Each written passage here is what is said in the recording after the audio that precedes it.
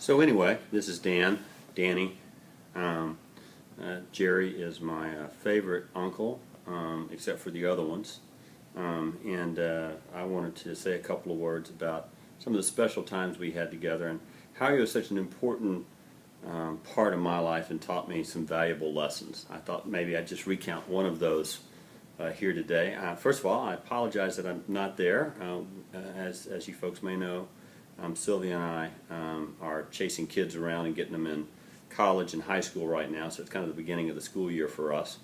So it's kind of a crazy time.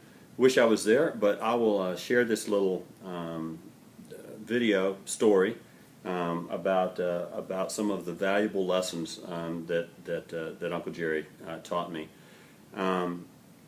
You know, one of the things that I'm sure has happened by now is everyone has recounted a story that talks about how rough and sometimes difficult and foul-mouthed and mean and evil he's been. And I don't think there's much virtue in piling on. So I thought instead I would talk about some of the gentle times I had with Jerry and some of the great life lessons he taught me. One of those was occasionally I had the misfortune of working for Jerry as I was growing up. And when I was about, I don't know, 17 or 18 years old, I was working on a small construction project with Jerry, for Jerry. No one works with him, as you know by now. We had gotten up at 4 in the morning or so and gone to Ray's PG's for our breakfast. That's where I typically met him. And then we had driven off to go to the job site. And he was driving, I was in the passenger seat, and I said something to him, and I can't remember what it was. It was something. It certainly was a compliment of some sort. He misunderstood it, and he hit me.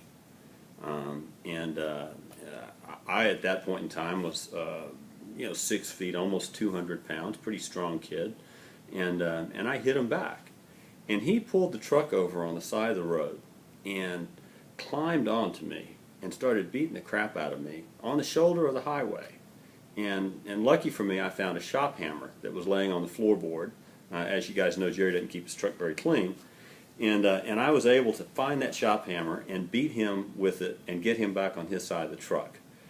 At which point he swore to me that we were done with that episode and there was not going to be any more of that for the day. And I kept the hammer tightly clasped in my hand all the way to the job site. And as we pulled up to the job site, Jerry said, "Why don't you go open the overhead door, you gimlet bastard," or something like that. I went inside and I started to open the overhead door, and I thought for a moment, and I said, you know, I'll bet that sucker has lied to me again. And he is sitting right outside the door there, and is going to hit me when I open this door. So I devised a tactic where I'm going to throw this door up and I'm going to hop out of the way as quickly as possible to avoid this potential travesty that's about to happen.